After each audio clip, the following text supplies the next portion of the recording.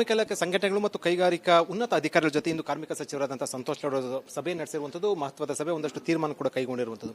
Sir, ಸಭೆ ಪ್ರಮುಖವಾಗಿ ಒಂದು ಕನಿಷ್ಠ ವೇತನ ಮತ್ತು ಜೊತೆಗೆ ಹೊರ ರಾಜ್ಯಗಳಿಂದ ಬರುವಂತಹ ಕೈಗಾರಿಕೆಗಳ ಅಂದರೆ ಅವರು ಉದ್ಯೋಗಿಗಳ ಮೇಲೆ ಅಥವಾ ಹೊರ ರಾಜ್ಯದ ಮೇಲೆ ಒಂದು ನಿಗಾ ಇಟ್ಟಿರುವಂಥದ್ದು ಏನು ಸರ್ ತೀರ್ಮಾನ ಆಯಿತು?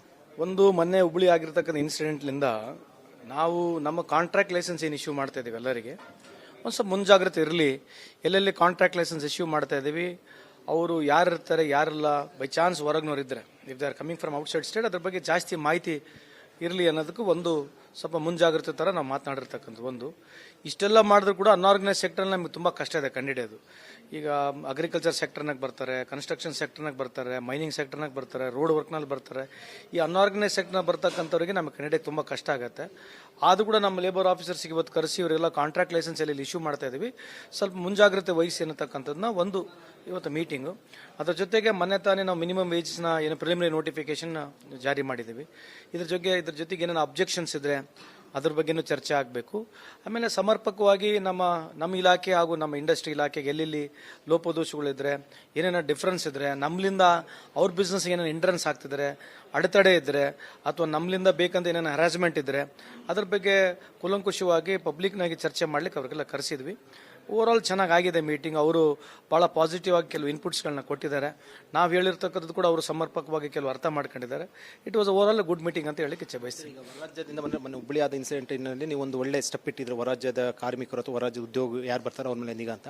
ಈ ಕೆಲವು ಕಾರ್ಮಿಕ ಅಂದರೆ ಸಂಘಟನೆಗಳಿರ್ಬೋದು ಅಥವಾ ಇಲಾಖೆಗಳಿರ್ಬೋದು ಅಥವಾ ಏನು ಕಾರ್ಖಾನೆಗಳು, ಸೊ ಯಾವ ರೀತಿ ಇನ್ಸ್ಟ್ರಕ್ಷನ್ ಕೊಟ್ಟಿದೆ ಸರ್? ಅಂದರೆ ಪರ್ಟಿಕ್ಯುಲರ್ ಡಾಟಾ ಕಲೆಕ್ಟ್ ಮಾಡಬೇಕು ಅಥವಾ ಯಾವ ರೀತಿ? ಮೇಜರ್ ಆಗಿ ಡಾಟಾ ಕಲೆಕ್ಟ್ ಮಾಡಬೇಕು, ಸ್ವಲ್ಪ ವೆರಿಫಿಕೇಶನ್ ಆಗಬೇಕು ಅನ್ನೋದು. ಈ ಕೆಲವು ಜಾಗದ ಡೊಮೆಸ್ಟಿಕ್ ವರ್ಕರ್ಸ್ ಹೋಗ್ತಾರಲ್ಲ, ಅವರು ಪೊಲೀಸ್ ವೆರಿಫಿಕೇಶನ್ ಆಗುತ್ತೆ.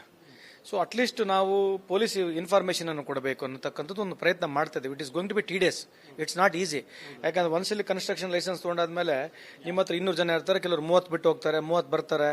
ಇವೆಲ್ಲ ಒಂದು ಸುಮ್ಮನೆ ಒಂದು ಅವೇರ್ನೆಸ್ ಕ್ರಿಯೇಟ್ ಮಾಡ್ಲಿಕ್ಕೆ ಒಂದು ಪ್ರಯತ್ನ ಮಾಡ್ತಿದ್ವಿ ನಾವು ಹೊರತು it is not going to be foolproof. ಯಾರೇ ಒಬ್ಬ ಮನುಷ್ಯ ಈ ಥರ ಏನು ಮಾಡ್ತಾನೆ ಎಲ್ಲಿ ಮಾಡ್ತಾನೆ ಅಂತ ಗೊತ್ತಾಗಲ್ಲ. ಬಟ್ ಅವೇರ್ನೆಸ್ಲಿಂದ ಇದನ್ನೆಲ್ಲ ಸ್ವಲ್ಪ ಕಮ್ಮಿ ಮಾಡ್ಲಿಕ್ಕೆ ಒಂದು ಸಾಧ್ಯತೆ ಆಗ್ತದೆ. So I am trying to drive an awareness program. ಈ ರೀತಿ ಒಂದು ಸೂಚನೆ ಮತ್ತು ಒಂದು ಕಾಶನ್ ತಗೊಂಡ್ರೆ ಒಂದಷ್ಟು ಅನಾಹುತ ತಪ್ಪಿಸಬಹುದು ಅಂತಲ್ವ ಸರ್? Could be, yes, awareness is always a better thing. ಅದು ಹೆಂಗ್ ತಪ್ಪಿರ್ತದೆ ಗೊತ್ತಿಲ್ಲ, ಬಟ್ ಡೆಫಿನೆಟ್ಲಿ ಅವೇರ್ನೆಸ್ಲಿಂದ ಇಂಥ ಭಾಳಷ್ಟು ಅವಾಯ್ಡ್ ಮಾಡ್ಲಿಕ್ಕೆ ಸಾಧ್ಯತೆ ಇದೆ. ಸರ್, ಮೊನ್ನೆ ನೀವು ಒಂದು ವಿಸಿಟ್ ಮಾಡಿದಾಗ ಅಂದರೆ ಹುಬ್ಳಿಯಲ್ಲಿ ಆಸ್ಪತ್ರೆಯಲ್ಲಿ SI ಅವ್ರು ಮೀಟ್ ಮಾಡಿದಾಗ ಒಂದು ಸಲ್ಯೂಟ್ ಹೊಡೆದ್ರಿ. ಸೊ ಅಂದರೆ ಅವ್ರು ಮಾಡಿದ ಕಾರ್ಯ ಎಲ್ಲರೂ ಕೂಡ ಒಂದು ಹೊರಗಡೆ ಎಲ್ಲ ಮೆಚ್ಚುಗೆ ಆಗ್ತಾ ಇರುವಂಥದ್ದು. ಇನ್ಸಿಡೆಂಟ್ ಆಗಬಾರ್ದಾಗಿತ್ತು. ಸೊ ಅದಾದ ನಂತರ ಗುಂಡೇಟಾಗಿರುವಂಥದ್ದು, ಅವರು ಸತ್ತಿರುವಂಥದ್ದು ಏನು ಅನಿಸುತ್ತೆ ಸರ್? ಇವೆಲ್ಲ ಅಂದರೆ ಕಾನೂನು ಸುವ್ಯವಸ್ಥೆ ಇವೆಲ್ಲ ಟೋಟಲ್ ಜನರಲ್ ಆಗಿ ನೋಡಿದ್ರೆ ಒಂದು ಇದು ನೋಡ್ರಿ, ಇದು ಈ ಸೈಕೋಪ್ಯಾಥ್ಸು, ಮೆಂಟಲಿ ಸಿಕ್ ಜನ ಈ ಥರ ಮಾಡ್ತಕ್ಕಂಥದ್ದು. ಇದು ಅಮೇರಿಕ ದೇಶದಲ್ಲಿ ಭಾಳ ದೊಡ್ಡ ಪ್ರಮಾಣದಲ್ಲಿದೆ. ಈ ಚಿಕ್ಕ ಮಕ್ಕಳ ಜೊತೆ ಈ ರೀತಿ ಹೊಲಸು ವ್ಯವಹಾರ ಮಾಡ್ತಕ್ಕಂಥದ್ದು, ಇದು ಮೆಂಟಲಿ ಸಿಕ್ ಇರ್ತಕ್ಕಂಥ ಜನ. ಅವ್ರು ನಮ್ಮಲ್ಲೇ ಇರ್ತಾರೆ, ನಮಗೆ ಗೊತ್ತಾಗಲ್ಲ, ನಮ್ಮ ಜೊತೆನೇ ಇರ್ತಾರೆ, ಗೊತ್ತಾಗಲ್ಲ. ಅದಕ್ಕೆ ನಾವು ಜಾಸ್ತಿ ಅವೇರ್ನೆಸ್ನ ಕ್ರಿಯೇಟ್ ಮಾಡಬೇಕು. ಆಮೇಲೆ ಲೇಡಿ ಪೊಲೀಸ್ಗೆ ಹೋಗಿ ಮೀಟ್ ಆಗಿರ್ತಕ್ಕಂಥದ್ದು it was more of a personal ಒಂದು ರೆಸ್ಪೆಕ್ಟ್. ಯಾಕಂದರೆ ಡ್ಯೂಟಿ ಲೈನಲ್ಲಿ ಇಂಥ ಶಿ ಟುಕ್ಕರ್ ಏನು ಹಿಂದೆ ಮುಂದೆ ಜಗರದಂಗೆ ವಿಚಾರ ಮಾಡ್ಲಾರಂಗೆ ಇಂಥ ಒಂದು ಸಿಚುಯೇಷನಲ್ಲಿ ಏನು ಪ್ರಾಂಪ್ಟಾಗಿ ಆ್ಯಕ್ಟ್ ಮಾಡಿದ್ದಾರೆ ಆಸ್ ಅ ಮದರ್.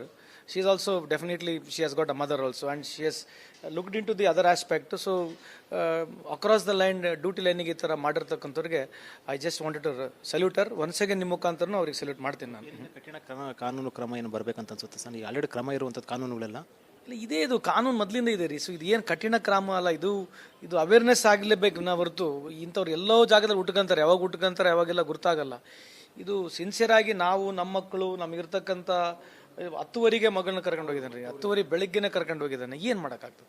ಸೊ ಇದನ್ನು ಭಾಳ ಇದು ಬ್ಯಾಡ್ ಲಕ್, ದುರಾದೃಷ್ಟ. ಬಟ್ ದುರಾದೃಷ್ಟ ಏನು ಮಾಡಬೇಕಿದ್ದು, ಏನು ಮಾಡೋಕ್ಕಾಗಲ್ಲ. ಬಟ್ ಇದನ್ನು ಅವೇರ್ನೆಸ್ ಥ್ರೂನೇ ನಾವು ಇನ್ನೂ ಜಾಸ್ತಿ ಇದಕ್ಕೆ ಜನಕ್ಕೆ, ಮಕ್ಕಳು ವಿಶೇಷವಾಗಿ, ನಿಮ್ಮ ಮಕ್ಕಳಾಗಿರಲಿ ನಮ್ಮ ಮಕ್ಕಳಾಗಿರಲಿ, ಯಾರನ್ನೋ ಒಂದು ಜಾಗದ ಕಂಡಾಗ ನಾವು ಸಾರ್ವಜನಿಕರು ಕೂಡ ಸ್ವಲ್ಪ ನಿಗಾ ಇರಬೇಕಂತ ಒಂದು ಅವೇರ್ನೆಸ್ ಮುಖಾಂತರ ಇದನ್ನ ಚೇಂಜ್ ಮಾಡ್ಲಿಕ್ಕೆ ಸಾಧ್ಯತೆ ಇದೆ. ಹೊರತುಪಡಿಸಿ ಸರ್, ಇನ್ನು ಹರಿಯಾಣದಲ್ಲಿ ಮುಖ್ಯಮಂತ್ರಿ ಸಿದ್ದರಾಮಯ್ಯವರ 4% ಅಂತ ತಂದಿದ್ದು ಮುಸ್ಲಿಮು ನರೇಂದ್ರ ಮೋದಿ ಮಾತಾಡೋ ರೀತಿಯಲ್ಲಿ ಆಗಿದೆ.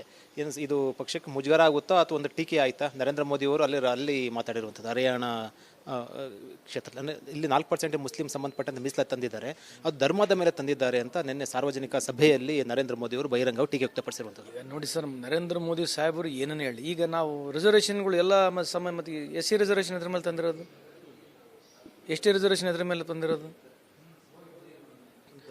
ಬೇಡ ಅಂತ ಮೋದಿ ಅವರು ಹೇಳಿರುವಂಥದ್ದು. ಕರೆಕ್ಟ್ ರೀ. ಧರ್ಮ ಅನ್ನೋದಕ್ಕೆ 2B ರಿಸರ್ವೇಷನಲ್ಲಿ ಅವ್ರು ಬರ್ತಾರೆ ಅಷ್ಟೇ. 2B ಈಗ ಮೈನಾರಿಟೀಸ್ ಅಂತ ಬರುತ್ತಲ್ಲ, ಮೈನಾರಿಟೀಸ್ ಎದ್ರಾಗ ಬರ್ತಾರೆ, ಮೈನಾರಿಟೀಸ್ ಎದ್ರಾಗ ಬರ್ತಾರೆ, ಧರ್ಮನೇ ಇದೆ ಅಲ್ಲಿ. ಸೊ ಮೈನಾರಿಟೀಸ್ ಅಂತಕ್ಕಂಥ ಕ್ರಿಶ್ಚಿಯನ್ಸಿಗೆ ಯಾಕೆ ಮೈನಾರಿಟೀಸ್ ಅಂತ ಕರಿತೀವಿ ನಾವು? ಸಿಖ್ಸಿಗೆ ಯಾಕೆ ಕರಿತೀವಿ? ಪಾರ್ಸಿಗೆ ಯಾಕೆ ಕರಿತೀವಿ? ಮುಸ್ಲಿಮ್ಸ್ಗೆ ಯಾಕೆ ಕರಿತೀವಿ? ಇದು ನೋಡಿ, ಸಮರ್ಪಕವಾಗಿ ಈ ದೇಶದಲ್ಲಿ ಇವರೆಲ್ಲರೂ ಅನಿವಾರ್ಯ ಇದ್ದಾರೆ. ನಾವೆಲ್ಲರೂ ಅನಿವಾರ್ಯದ ಈ ದೇಶದಾಗಿದ್ದೀವಿ. ಅದನ್ನು ಈಗ ಯಾವಾಗ ಚುನಾವಣೆಗಳು ಬರ್ತಾವಲ್ಲ, ಈಗ PR ಚುನಾವಣೆ ಬಂದಿದೆ, ಇದು ಜೋರಾಗಿ ಮಾತಾಡಬೇಕೀಗ. ಚುನಾವಣೆ ಮುಗಿದ್ಮೇಲೆ ಮತ್ತೆ ಇದ್ರ ಬಗ್ಗೆ ಇರಂಗಿಲ್ಲ, ಇವರೇ ಹೋಗ್ತಾರೆ. ಈಗ ಅಷ್ಟೆಲ್ಲ ನೀವು ಮುಸಲ್ಮಾನರ ವಿರುದ್ಧಿದ್ರೆ ಮತ್ತು ನೀವು ಈ ಆಯಿಲ್ ಎಲ್ಲಿಂದ ತರ್ತೀರಿ? ನೀವು ಆಯಿಲ್ ಯಾವ ದೇಶದಿಂದ ಬರ್ತದೆ? ಹಾಂ, ಮತ್ತೆ ಯಾಕೆ ತರ್ತೀರಿ ಅಲ್ಲಿಂದ? ಮುಸ್ಲಿಮ್ ದೇಶದಿಂದ ಆಯಿಲ್ ತಂದು ಇಲ್ಲಿ ಯಾಕೆ ಹೆಚ್ಚಿನ ಪ್ರೈಸಿಗೆ ಮಾರ್ತೀರಿ ನೀವು? ಅಷ್ಟು ಅನ್ನಂಗಿದ್ರೆ ತರಬೇಡ್ರಿ. ಮತ್ತೆ ಅಷ್ಟು ಮುಸ್ಲಿಂ ವಿರುದ್ಧವಾಗಿ ಬೆಳಗ್ಗಿನ ಸಾಯಂಕಾಲ ನೀವು ಮಾತಾಡ್ತಿರಲ್ಲ, ಏನು ಅರ್ಥ ಏನಂದ್ರೆ ಈ ದೇಶದಲ್ಲಿ ಎಲ್ಲರೂ ಬೇಕ್ರಿ. ಅವರು ಮುಸ್ಲಿಂ ವಿರೋಧಿ ಮಾತನಾಡ್ತಕ್ಕಂಥ ವಿಷಯ ಬರೀ ಎಲೆಕ್ಷನ್ಗಳು ಬಂದು ಹಿಂದೂಗಳು ಓಟ್ ಬೇಕಷ್ಟೇ. ಇದು ಬಿಟ್ಟರೆ ಬೇರೆ ಏನು ಚರ್ಚೆ ಆಗಬಾರ್ದು. ಈಗ ವಫ್ ಬಿಲ್ ಬಂದಿರತಕ್ಕಂಥ ಉದ್ದೇಶ ಏನು? ಚೈನಾದವರು 175 ಕಿಲೋಮೀಟರ್ ದೇಶದ ಒಳಗಡೆ ಬಂದಾರೆ. ನೀವು ಪ್ರಶ್ನೆ ಕೇಳಬಾರ್ದು. ನಿಮ್ಮ ಮೈಗೊಳಗೆ ಬರೀ ಅವ್ರ ಪ್ರಶ್ನೆನೇ ಇರಬೇಕು. ನರೇಂದ್ರ ಮೋದಿ ಅವ್ರ ಆಫೀಸ್ ಏನು ಸೆಟ್ ಮಾಡಿ ಕೊಡ್ತೈತೆ ಸಾಹೇಬ್ರದ್ದು, ಅದನ್ನೇ ಎಲ್ಲ ಕಡೆ ಇರಬೇಕು. ಮೈಕ್ ಹಿಡ್ಕೊಂಡವ್ರು ಕೂಡ ಅದೇ ಪ್ರಶ್ನೆ ಇರ್ತದೆ. ನೀವು ಹೋಗಿ ಇಂಥವ್ರಿಗೆ ಇದೇ ಪ್ರಶ್ನೆ ಕೇಳಬೇಕು. ನೀವು ಆ ಪ್ರಶ್ನೆ ಬಿಟ್ಟು ಬೇರೆ ಪ್ರಶ್ನೆ ಕೇಳಿದ್ರೆ ನಿಮ್ಮ ಮೈಕು ಔಟು, ನಿಮ್ಮ ಕೆಲಸನೂ ಔಟು. ಪ್ಯಾನ್ ಇಂಡಿಯಾ ಬರೀ ಇದೇ ನಡೆಯಕತ್ತು, ಬೇರೆ ಏನಿಲ್ಲಲ್ಲ 10 ವರ್ಷದಿಂದ. ಆಮೇಲೆ ಮಾಡಲಿ ಬಿಡ್ರಿ. At the interest of country if BJP wants to grow, let it grow. ಏನು ಮಾಡೋಣ ನಾವನ್ನ? ಈಗ ಮುಸ್ಲಿಮರು ಅವರು ವಿರೋಧ ವ್ಯಕ್ತಪಡಿಸಂಗಿದ್ರೆ ಅಥವಾ BJP ನೀವು ಹೇಳೋ ಪ್ರಕಾರ BJP ಅವರು ಅಥವಾ ಕೇಂದ್ರ ಸರ್ಕಾರ ಒಂದು ಅಥವಾ ಅವರ ಸಂಗಿದ್ದು ಮುಸ್ಲಿಂ ದೇಶಗಳ ಜೊತೆ ಇರುವಂತಹ ಎಲ್ಲ ಸಂಪರ್ಕ ಕಡಿತಗಳು ಮಾಡ್ಕೊಳ್ಳಿ ಅಂತ ಏನಾದ್ರು ಹೇಳ್ತೀರಿ ನೀವು? ಮತ್ತು ಇವ್ರು ಅಷ್ಟಾಗಿ ಹೇಟ್ ಮಾಡ್ತೀರಿ. ಮತ್ತು ನೀವು ಹೋಗ್ತೀರಿ ಸೌದಿ ಅರೇಬಿಯಾ ಪ್ರಿನ್ಸಿಗೆ ನೀವು ಹಗ್ ಮಾಡ್ತೀರಿ, ಹಿಂಗೆ ಹೇಳ್ತೀರಿ, ಹಂಗೆ ಹೇಳ್ತೀರಿ. ನಿಮ್ಮ ಚೀಫ್ ಮಿನಿಸ್ಟರ್ಗಳು ಒಂದು ಹೇಳ್ತಾರೆ, ನಿಮ್ಮ ಮಿನಿಸ್ಟರ್ಗಳು ಒಂದೊಂದು ಮಾತಾಡ್ತಾರೆ, ನಿಮ್ಮ ವಕ್ತಾರರು ಬಾಯಿ ಸಿಕ್ಕಂಗೆ ಮಾತಾಡ್ತಾರೆ. ಮತ್ತು ಏನು ಮಾಡ್ಬೇಕು? ಇದು ಏನು ಅರ್ಥ? ಅಟ್ಲೀಸ್ಟ್ ನೀವು ಹೇಳಿದ್ದು ನಿಮ್ಮ ವಕ್ತಾರರನ್ನ ಹೇಳ್ಬೇಕು, ನೀವು ಹೇಳಿದ್ದು ನಿಮ್ಮ ಮುಖ್ಯಮಂತ್ರಿಗಳನ್ನ ಹೇಳ್ಬೇಕು. ನೀವು ಹೇಳಿದ್ದೇ ಬೇರೆ, ನಿಮ್ಮ ಮುಖ್ಯಮಂತ್ರಿಗಳು ಹೇಳೋದು ಬೇರೆ, ನಿಮ್ಮ ವಕ್ತಾರಗಳು ಹೇಳೋದು ಬೇರೆ, ನಿಮ್ಮ ಪಾರ್ಟಿ ಇರೋದೇ ಬೇರೆ, ನಿಮ್ಮ ಐಡಿಯಾಲಜಿ ಇರೋದೇ ಬೇರೆ, ನೀವು ಮಾತಾಡೋದೇ ಬೇರೆ. ಏನು ಅರ್ಥ ಏನು? ಮತ್ತು ಅಷ್ಟಿದ್ರೆ ಮತ್ತೆ ತರಬೇಡ್ರಿ ಬಿಡ್ರಿ. ಡೀಸೆಲ್ ಪೆಟ್ರೋಲ್ ಏನು ತರಬೇಡ್ರಿ ನೀವು. ನಿಮಗೆ ಅಷ್ಟೇ ಭಾಳ ಇದ್ದರೆ, ಭಾಳಷ್ಟು ಜನ ಮಾತಾಡ್ತಾರಲ್ಲ, ಟೀಕೆಗೆ ಹೆಂಗಂಗೆ ಮಾತಾಡ್ತಾರೆ, ಬಾಯಿ ಸಿಕ್ಕಂಗೆ ಮಾತಾಡ್ತಾರೆ ಅಲ್ವಾ? ಮತ್ತೆ ಯಾಕೆ ತರ್ಬೇಕು ನೀವು? ಅಲ್ಲಿಂದ ತರಬೇಡ್ರಿ. ಏನು ಸರಿಯಾದ ತಪ್ಪಿದೆ ನಾವು ಕೇಳೋದಕ್ಕೆ?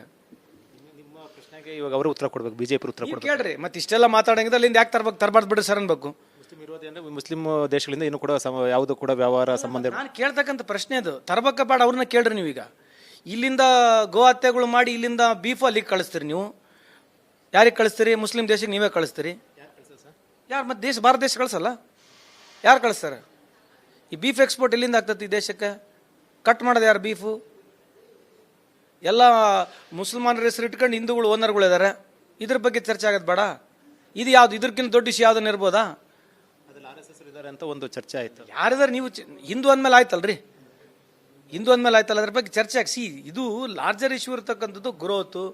ಈಗ ಅದೇ ಹೇಳೋದು, ನೀವು ಒಂದು ಸಲ ಯಾರನ್ನ BJP ಅವ್ರು ಬಂದ್ಬಿಟ್ರೆ ಚೈನಾ ವರ್ಸಸ್ಸು ಇಂಡಿಯಾ ಕಂಪೇರ್ ಮಾಡೋಣ, ಒಂದ್ಸಲ ಚರ್ಚೆ ಆಗೋಣ. 10 ವರ್ಷದಲ್ಲಿ ಅವ್ರೇನು ಮಾಡಿದ್ರೆ 10 ವರ್ಷದಲ್ಲಿ ನಾವೇ ಚರ್ಚೆ ಬಗ್ಗೆ ಮಾಡೋಣ ಅಷ್ಟೇ. ಪ್ರಮುಖವಾಗಿ ಎರಡೇ ಚರ್ಚೆ ಮಾಡಿಬಿಡೋಣ, ಇನ್ನೇನು ಬೇಡ. ಇಂಥದಕ್ಕೆ ಏನಾರ ಕರೆಸಿದ್ರೆ ನಾವು ಮಾತಾಡ್ಬೋದು. ಕಾಂಟ್ರವರ್ಸಿ ಕರೆಸ್ತೀರಿ, ನಮ್ಮನ್ನು ಕೇಳ್ತೀರಿ, ನಾವು ಮಾತನಾಡ್ತೀರಿ, ಹೋಗ್ಬಿಡ್ತೀರಿ. ಕಾಂಟ್ರವರ್ಸಿ ಕ್ರಿಯೇಟ್ ಮಾಡೋರು ಅವರೇ, ಪ್ರಶ್ನೆ ಕೇಳೋರು ನೀವೇ.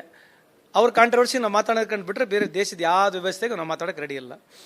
ಅಂದರೆ ಇವಾಗ ನೀವು ಹೇಳೋದಂದ್ರೆ ಮೋದಿ ಅವ್ರ ಜೊತೆ ಕೂಡ ನೀವು ಚರ್ಚೆ ಮಾಡೋಕೆ ರೆಡಿ ಇದ್ದೀರ ಹಂಗಾದ್ರೆ ಈ ವಿಚಾರ? ಅಂಥ ಅವಕಾಶ, ಸುವರ್ಣ ಅವಕಾಶ ನನಗೆ ಯಾವಾಗ ಸಿಗ್ಬೇಕ್ರಿ? ಅದು ಯಾವಾಗೋ ಕೋಟಿ ವರ್ಷಗಳಲ್ಲಿ ಅಂತ ಅವಕಾಶ ಸಿಕ್ಕರೆ ಇದಕ್ಕಿನ್ನ ಅವಕಾಶ ನನಗೇನಿದೆ. ಹರಿಯಾಣದಲ್ಲೇ ಕೂಡ ಬಹಿರಂಗವು ನಿಮ್ಮ ಸರ್ಕಾರದ ಮುಖ್ಯಮಂತ್ರಿಗಳ ವಿರುದ್ಧ ಮಾತಾಡಿರುವಂಥದ್ದು. ಆದರೆ ಅವ್ರು ಯಾವಾಗಲೂ ನಮ್ಮ ಸರ್ಕಾರದ ವಿರುದ್ಧ ಮಾತಾಡ್ತಾರೆ, ಅವ್ರ ಸರ್ಕಾರದ ವಿರುದ್ಧ ಯಾವಾಗ ಮಾತಾಡ್ತಾರ? 20 ರಾಜ್ಯಗಳಲ್ಲಿ ಅವರೇ ಇದ್ದಾರೆ ರೀ. 10 ವರ್ಷ 11 ವರ್ಷ ಅವರೇ ಅಧಿಕಾರದಲ್ಲಿದ್ದಾರೆ. ಅವ್ರ ರಾಜ್ಯಗಳ ಹೋಲಿಕೆಗೆ ಬೇರೆ ರಾಜ್ಯಗಳು ಹೋಲಿಕೆ ಮಾಡೋಣ. ಡಿಬೇಟ್ಗೆ ಆಹ್ವಾನ ಮಾಡಿಬಿಡಿ. ರೀ, ನಾನು ಇನ್ನೂ 20 ಸಲ ಜನ್ಮ ತೊಗೊಂಡ್ರೆ ಅಂತ ಅವಕಾಶ ಸಿಗುತ್ತಲ್ಲ ಗೊತ್ತಿಲ್ಲ, ಕೊಡಿಸ್ರಿ. ನಮಗೂ ನಿಮ್ಮ ಕಾಯಿ ಮೈಕ್ ಕೊಡ್ರಿ, ನಾವು ಕೇಳ್ತೀವಿ. ಅಕ್ಷಯ್ ಕುಮಾರ್ ಹೆಂಗೆ ಕೇಳಿದ ಹಂಗೆ ನಾವು ಪ್ರಶ್ನೆ ಕೇಳ್ತೀವಿ. ನಾವು ಮಾವಿನಕಾಯಿ ಬಗ್ಗೆ ಕೇಳ್ತೀವಿ ಅಂತ ಬೇರೆ ನಾವು ಕೂಡ ಕೇಳ್ತೇವೆ. ನಮಗೊಂದು ಅವಕಾಶ ಮಾಡಿಕೊಡ್ರಿ. ಇದು ಸಂತೋಷ್ ಲಾಡ್ ಅವರ ಹೇಳಿಕೆ.